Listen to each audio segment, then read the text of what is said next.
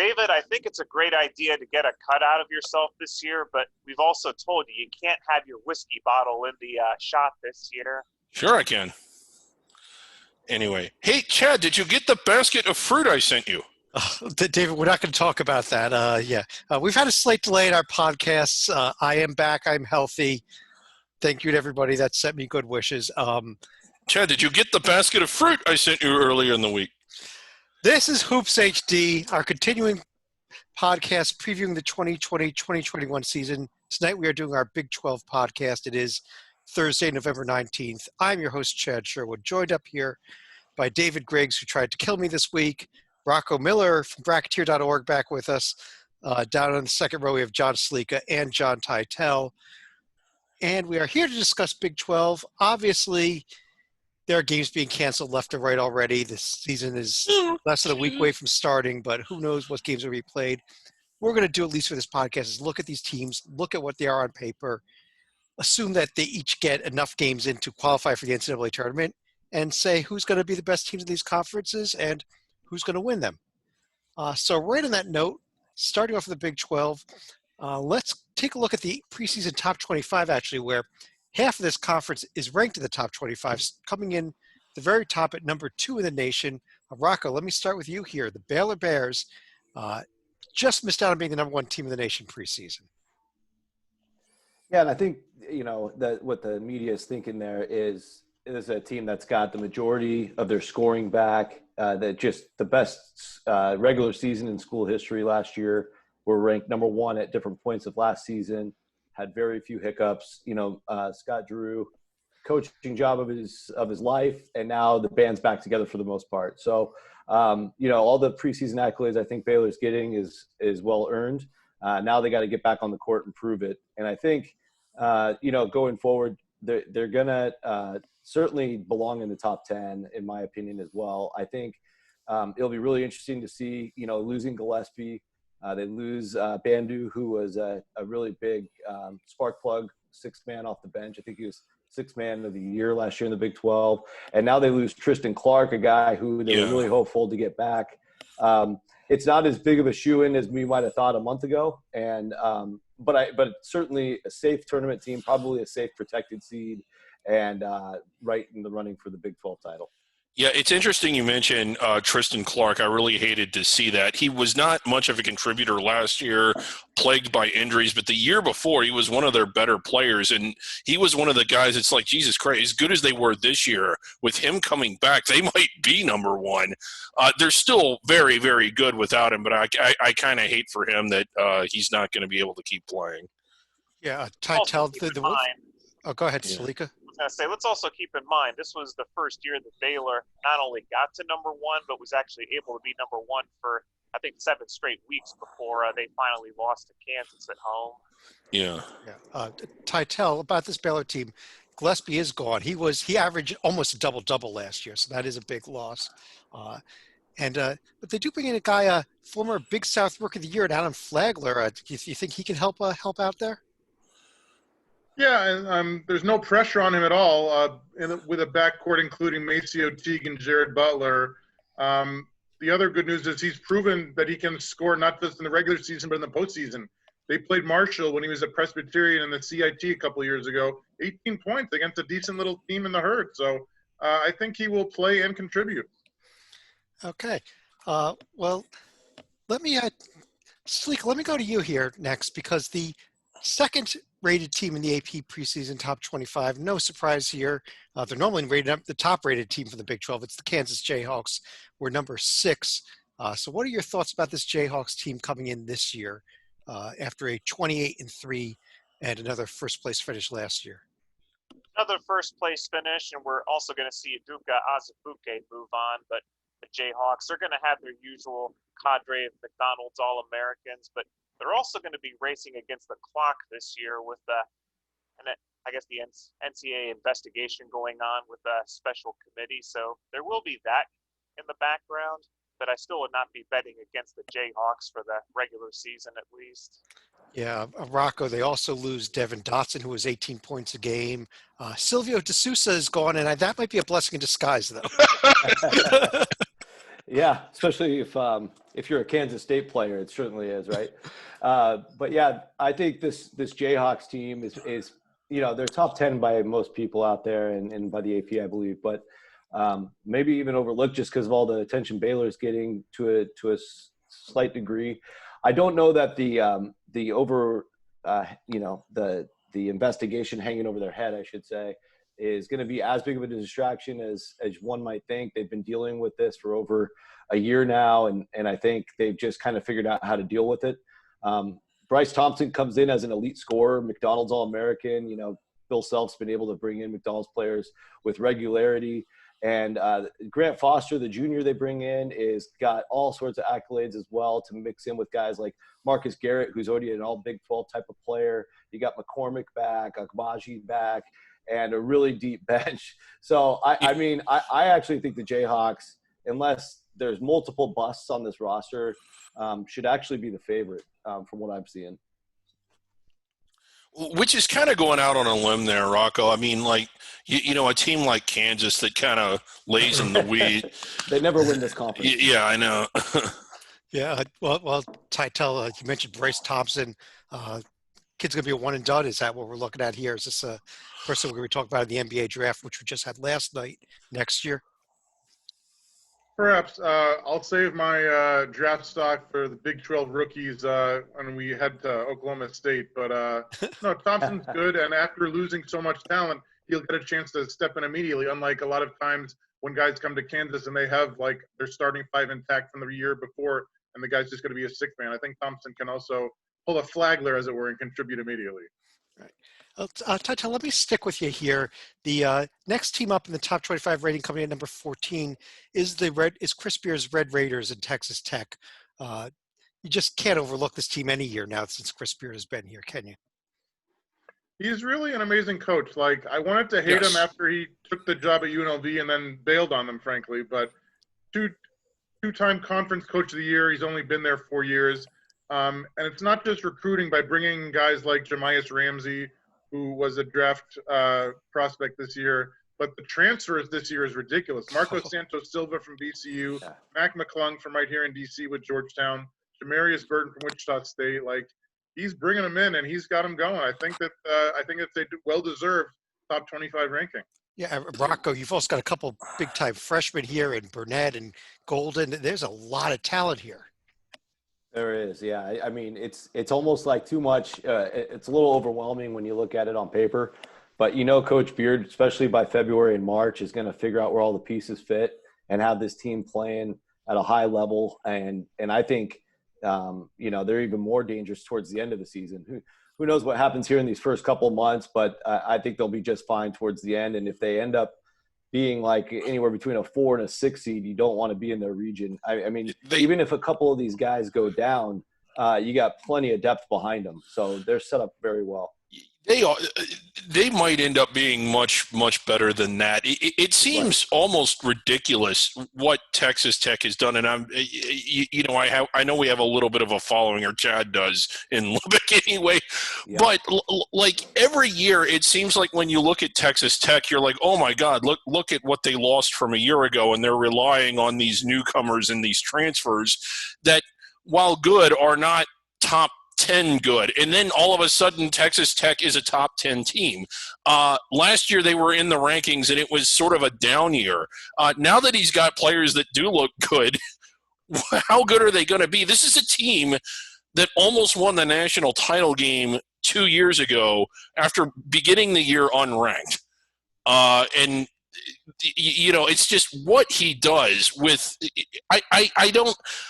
I know this is kind of ridiculous to say because he does get a lot of accolades. Chris Beard is grossly underrated and underappreciated on a national level. He's one of the best coaches in the country.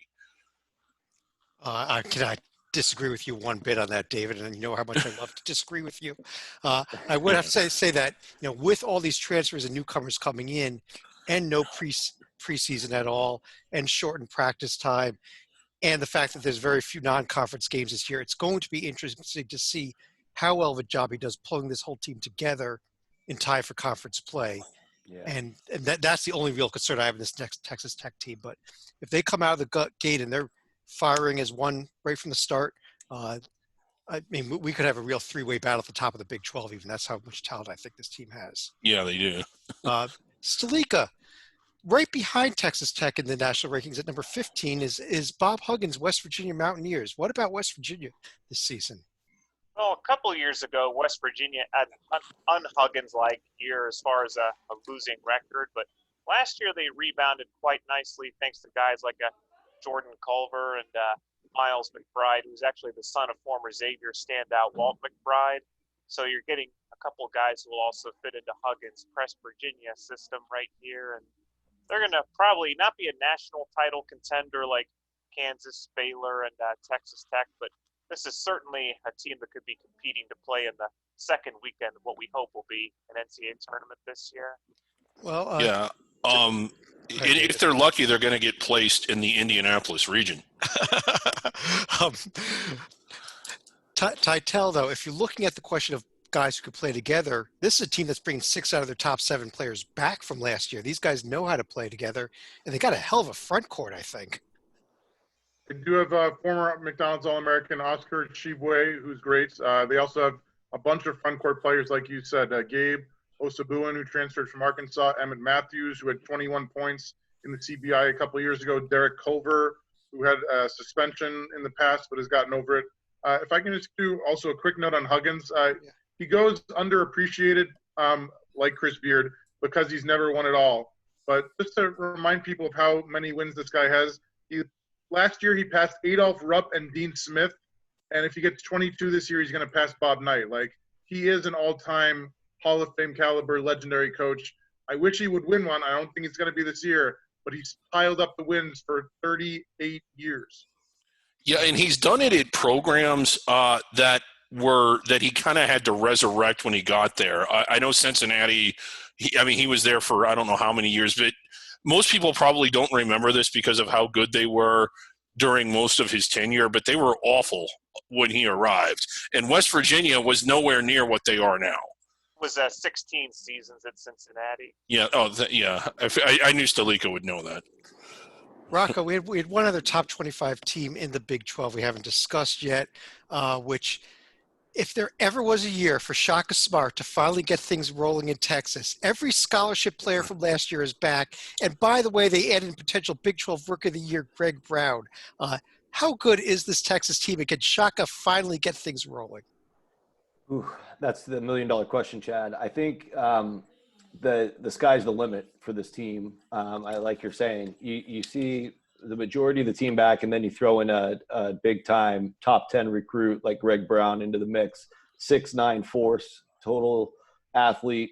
He's going to be able to make the defense and offense much improved from last year potentially. But beyond that, Texas has had their struggles over the years under Shaka, including last year, flirting with the bubble most of the last couple of years. And I don't know if that's enough, quite frankly, for them to get all the way up to the top. They certainly have the potential. One thing I am concerned about as well is they've had a top 25 defense in the last few years, and now Luke Yaklich moves on and takes the UIC job. And so, is their defense going to take a step backwards without his expertise there? That remains to be seen. I also have a little bit of concern with Andrew Jones. He's a leukemia survivor, and he has a lot of concerns playing through COVID. Is he going to be able to make it through the season with everything he has going on? So there are some question marks just a little bit off the court, but I think what you're seeing here on paper is the potential of a strong team, and they could really take a jump up if things come together. And if things don't come together, David, this is the end of the Shaka era. It might be, and I hate to say that. I do think Shaka is an outstanding coach. I think he's much better than what his results have shown at Texas. And if they stick with him, I do think he'll get it there eventually. But it is a results-oriented business. They hired him to make tournaments, get into the rankings, get to the second weekend. Hasn't really done that yet. A little bit inexplicably why it hasn't happened. I mean, I think we all expected him to have it going by now, but this might be the year it finally does. Titel, the Oklahoma Sooners seem to always be on or near the bubble every year. Is they heading back there this year? Yes, I think that's fair. The schedule looks pretty brutal. They have Florida and Xavier in early December, so we're going to see very soon on how good they are. I like that they have a senior presence and Brady Manick at the post and Austin Reeves from the outside who transferred to Wichita State. So some nice pieces there. Elijah Harkless in the backcourt as well. I love Coach Kruger. All he does is take different teams to that state tourney every year. So I have them inside the bubble right now. I think they're going to make it. I have not heard for certain that Harkless got the waiver to play. I assume he did because he will at least because everyone else did. I know that Roger Gibson coming over from Texas did get the waiver. He did. Yeah. Harkless did get this waiver also.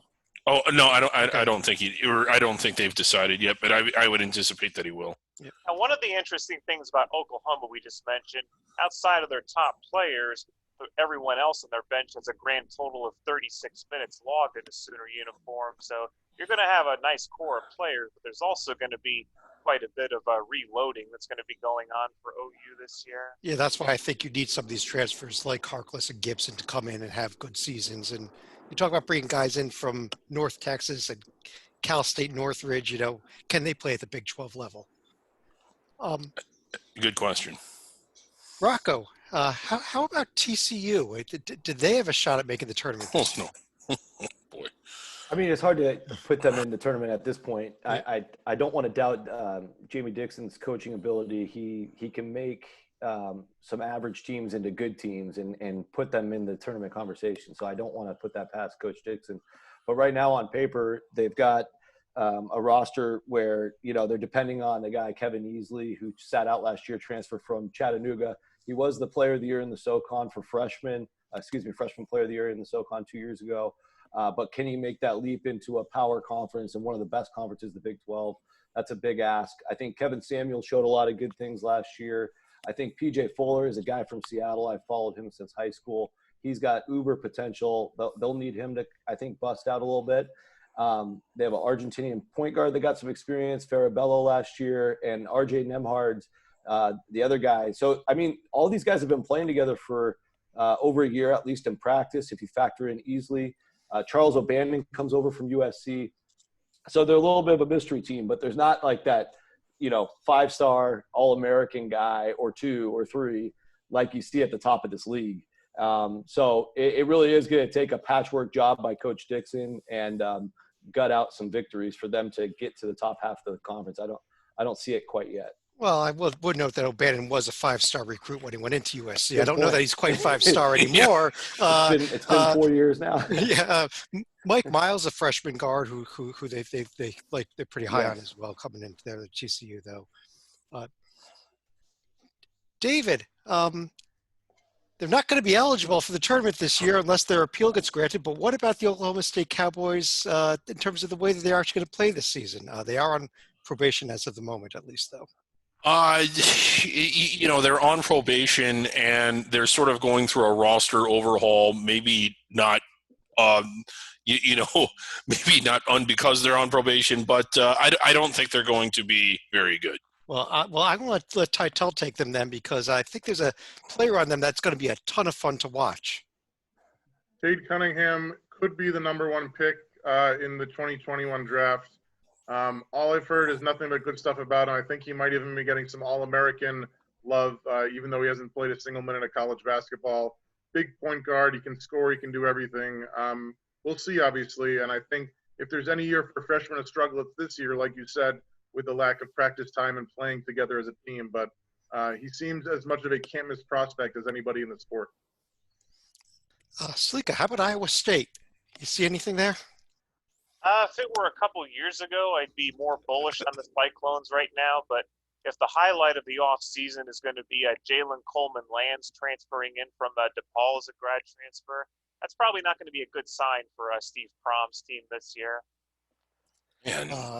They were supposed to get Blake Hinson coming in from Ole Miss, but he has opted not to play this. But he's not going to be able to play. It's a medical reason. So that really hurts to the extent that there was anything here. So Dave, we're left with Javon Johnson coming over from Troy. I'm not high on this team. Yeah, and this was a program that was as healthy as anyone in the conference minus maybe Kansas. And, God, they in just a couple of short years. They have just bottomed out. And do they have a path to get back to, kind of what we were seeing or used to seeing up until about 2 years ago? Rocco, Kansas State's in this conference too, right? I believe so. Yeah, they fell apart after that run to the Elite Eight last year. Yeah, Chad, I don't see much tournament talk for the Wildcats this year. I'll read you my note here on them. They were the last place team, and they do not return a single double-digit score. That was my note. That is looking correct. At K-State. They're going to be very, very heavily lenient on freshman Nigel Pack, I believe, and I think there's just not many pieces to work with. A lot of young pieces. I think it's going to bode well for 2-3 years down the road if Weber hangs on long enough. But if you just look at the metrics, like they were 177 in Ken Palm offense last year. You're not, if you look at the teams that were at large bid caliber, you're not going to get it. You're not going to be a tournament team if you can't sniff the top 100. So they just have too much to improve offensively. Plus they lost, guys like Snead and Diarra, and it's just not going to happen this year. I was kind of excited about them last year. I thought that they would be better than what they were. Well, better than last, which isn't saying much, but wow, this team is, oh boy. I'll tell you what I'd like to do at this point, though, is let's go through each of us now at this point. I want to ask you 2 questions, actually 3 questions. Number 1, who is going to win the conference? Number 2, how many bids does the league get? And number 3, do you have any other final thoughts on the Big 12? And Stalica, let me start with you. I'm going to go ahead and say for sure 5 teams get in. If everything goes right, they could probably get Oklahoma as team number 6 here. And I guess if I wanted to add any other, I'm going to say Kansas will go ahead and win the conference. But if I want to go for a final thought, I'm going to go back to Oklahoma because Billy Tubbs, their longtime coach, had also passed away during the offseason. Tubbs had some great teams in the mid to late 1980s, had guys like Wayman Tisdale, Stacey King, and Mookie Blaylock go to that program. Went to a couple Final Fours. One of my favorite moments would have been after one of their bye games when they had beaten someone by 90, and he would ask the same coach, "Can you guys meet us again next year?" He could be a bit of a character. Titel, how about you? If Stalica is setting the over-under at 5, I'm taking the over. I think that we can see 6 teams from this conference. As far as a champ, I think that, like you said, there's a 3-headed monster to pick from in Baylor, Kansas, and Texas Tech. I'm going to go out on a limb and go with Chris Beard because when you look at the early tests, Baylor plays ASU next Wednesday. Kansas plays Gonzaga next Thursday. Texas Tech eases into things with Northwestern State, so I think that'll give them time to adjust. And my fun fact, we heard earlier Rocco mention Andrew Young at Andrew Jones. This kid has been around a while and overcome leukemia, a wrist fracture, a toe fracture. Like, he's broken, but he's healing. And I understand about the COVID thing. That's a very good point. But if we can get him on the court, I want to see it because this is a guy, he was a McDonald's All-American in 2016. To give you an idea of how long ago that was, 2 of his teammates on the East squad were Jason Tatum and Bam Adebayo, who are now fighting in the Eastern Conference Finals every year. To think that 4 years ago he was on their level, and now he's only a redshirt junior while they're like established NBA pros. I wish nothing but the best for Andrew Jones, and if you need somebody to cheer for this season, he's your guy. That's a great point. Yeah, and I definitely got to cheer for him no matter what, whether you like Texas Tech or not. Rocco. Yeah, I'll take Kansas as the champion. I think I hinted at that earlier. For bids, I think as it stands today, it's 6. However, we'll see how Oklahoma State plays out with their appeal. They end up getting their appeal. I would still say 6.5 because I think they're right. They would be right on the cutoff for on paper right now. So let's call it 6.25, just for fun. And then the last piece, just some final thoughts on Texas Tech. We didn't dig in too much to the freshman class, but Najee Burnett's the first McDonald's All-American they've ever had, and we're barely even talking about him. That's how loaded this roster is. You also got Micah Peavy coming in, and Coach Beard's just been singing his praises like crazy in the preseason. Said he's the most mature player who's ever come in for a freshman season, and he expects him to be ready from day one, just to go along with guys like Santos Silva, et cetera. I think Texas Tech, I did kind of say if they started slow, maybe 4 to 6 seed, but I did not want to misrepresent that. They are capable of working all the way to the 1 line if everything comes together quickly. Very quickly, Andrew Jones, who Titel was just discussing, obviously plays for Texas, not Texas Tech. I think I slipped up there in a comment. I apologize for that. And second of all, I note that my pick is going to be Baylor to win this conference.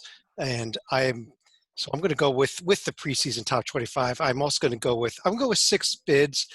And I think that if there is going to be a 6.5, a 7th potential team there, I'm keeping an eye on TCU as my long shot dark horse team here.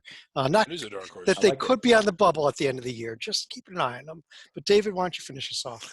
Well, I thought coming into the show today that I would be the only one to pick Texas Tech to win the league, and it turns out I'm one of 3. I'm going with Texas Tech, basically for everything that's already been said. When you look at Chris Beard, 2 years ago, national runner-up, after starting off unranked, way exceeded expectations. And then they had a step back last year. And Chad, I got to wonder, you kind of have your finger on the pulse of Lubbock. Is Chris Beard on the hot seat? Is he entering a year where he really needs to perform here? 18 and 13 last year. It was very disappointing. Yeah. I could see Texas Tech. They're my pick to win the league. As good as people think they're going to be, I think they're going to be even better. 6 teams. 16. I forgot 6 teams. Yeah. All right. Well, I guess on that note, I do want to take a chance to thank everybody for joining us. If you want to check out the rest of our podcast, go right up to the top there. There is a link for our this season previews, as all of Titel's great interviews, write-ups on a lot of the conferences, and all the podcasts that we've recorded so far, plus the rest of ones we're going to get to in the course of the next weekend. Yeah, we're going to be doing about 10 in the next 2 days, I think.